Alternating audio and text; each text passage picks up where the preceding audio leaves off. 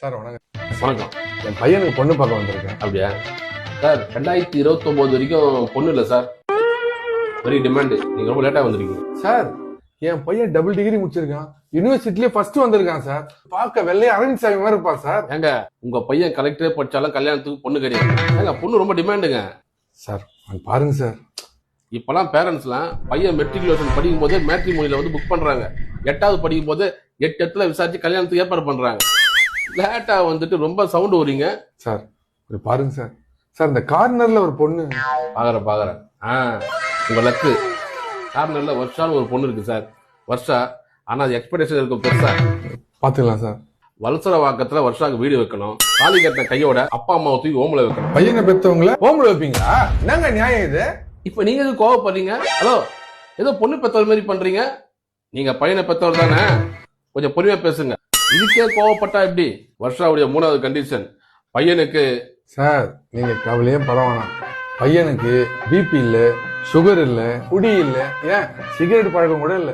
Sir அது எல்லாம் இருக்கலாம், சூடு சொன்ன மட்டும் இருக்கக்கூடாது. இது ஓகேனா சொல்லுங்க. புள்ளைய பெத்துட்டேன், அந்த வருஷாக வித்துட்டேன்னு நினைச்சுக்கிறேன். ஃபீல் பண்ணாதீங்க. பையனை பெத்துட்டீங்களே. வருஷாவுடைய அடுத்த கண்டிஷன் கல்யாணம் எங்க வைக்கணும்னா சார் எங்க குலதெய்வம் கோயிலே வச்சிடலாம். அது நீங்க போய் வைங்க. அவங்க கண்டிஷன் அது கிடையாது. ரிசப்ஷன் வந்து கிளப்ல, மேரேஜ் பப்ல. இதெல்லாம் ஓகேனா உங்க பையன் மாப்பிள்ள. கண்டிஷன் போடுது. அந்த பொண்ணு எவ்வளவு படிச்சிருக்கு? 7வது வரைக்கும் படிச்சுக்குதுங்க. 7வது படிச்சிருக்கு. 6வது படிச்ச பொண்ணுக்கு அவன் அடிச்சுக்கிறான் பொண்ணு கிடைக்கலன்னு. ஓவரா பண்றீங்க சார். நீங்க கிளம்புங்க சார். நாட்டு நிலவரம் என்னன்னு உங்களுக்கு தெரியல சார். பண்ணுங்க சார். புள்ளைய பெத்துட்டேன், அந்த வருஷாக வித்துட்டேன்னு நினைச்சுக்கிறேன். புக் பண்ணுங்க சார். சரி சார். புக் மை லைஃப்ல நீங்க கேட்ட மாதிரி கார்னர்ல இருக்க பொண்ணு நேம் வர்ஷா. ஓகேவா? பண்ணுங்க. புக் பண்ணிடுவா. பண்ணிடுங்க. கேன்சலேஷன் அப்புறம் கிடையாது. இல்ல பரவாயில்ல. ஐயோ என்ன சார்? சார் அந்த பொண்ணு புக்குடு சார். சார் என்ன சார் சொல்றீங்க? என்ன சார் இது? பொண்ணுக்கு டிமாண்ட் சார். சார் ஏதாவது பண்ணுங்க சார். பையன் வேற வயசாயிட்டு இருக்கு, 24 வயசு ஆகுது சார். அந்த பொண்ணு தான் வேணுமா? ஆமா சார். நீங்க ஒன்னும் கவலைப்படாதீங்க. இந்த மாதிரி யாரெல்லாம் ஒரு வருஷம் வாழாது. வெயிட் பண்ணுங்க. டைவர்ஸ் எப்படி அது வந்துடும். ஒரு வருஷம் வெயிட் பண்ணுங்க. ஓகே தான் சார். இதுக்கு ஓகேவா? புள்ளைய பெத்துட்டேன், அந்த வருஷாக வித்துட்டேன்னு நினைச்சுக்கிறேன். அப்படி புக் பண்றவா?